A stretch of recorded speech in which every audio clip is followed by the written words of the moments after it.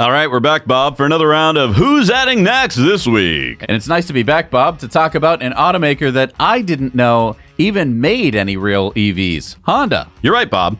Honda did make the Honda Clarity Electric for 3 years, from 2017 to 2020. It only had 89 miles of range, and it was only sold in Oregon and California as a compliance car. So if Honda's adding next, which electric car are they going to add it to, Bob? Well, Bob, Honda will be introducing the all-electric Honda Prologue, which is a 2-row midsize SUV, early next year, which will be built on the GM Ultium platform. And American Honda Motor Company CEO Noriya Kaihara said this about joining NACS. It's quite important. We also have to push NACS as well. It is clear. So basically a GM car then, Bob? Is this why Honda had to do this? Because GM already announced that they were joining NACS and the Prologue is a GM car under the hood? That is Acura, Bob. Sorry, Bob, I didn't catch you there. What?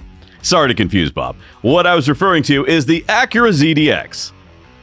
Weren't we just talking about Honda? Acura is Honda's luxury brand, and the Acura ZDX will also have NACS and is also being built on the GM Ultium platform. As Shinji Oyama, Executive Vice President of Honda Motor Company, said, "We clearly depend on GM. Once GM switches to NACS, this will follow for ZDX as well." And it sounds like Honda is very impressed with the Tesla Supercharger network, Bob. Correct, Bob. Jay Joseph, American Honda's Vice President of Sustainability and Business Development, praised the Tesla Supercharger network, saying, "If you look at what's so great about the Tesla Supercharger network, it's the maintenance. They stay on top of it. They've got someone on site monitoring the equipment, they're monitoring it electronically and remotely, and they fix it fast. That's probably the most important thing." But to be clear, Bob, aside from announcing that Honda will adopt the Tesla NACS standard, Honda has not said anything about a deal with Tesla for using their supercharger network or adapters for their cars without NACS plugs. That's right, Bob. My guess is that it'll be 2025 before we actually see Honda and Acura switch to NACS, and so those first cars off the line in 2024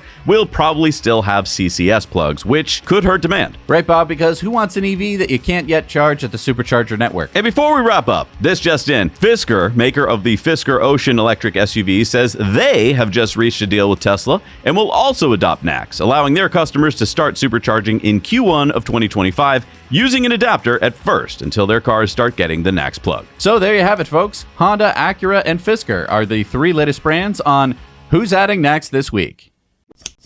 Hey everybody, thanks so much for watching Now You Know Clips. You can watch full episodes of Tesla Time News on Tuesdays and in-depths on Fridays. Just click the link down below and head over to the Now You Know channel.